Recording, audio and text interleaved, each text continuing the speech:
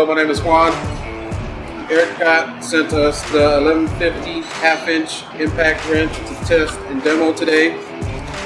It says it has 900 maximum foot-pounds of torque. We will find out.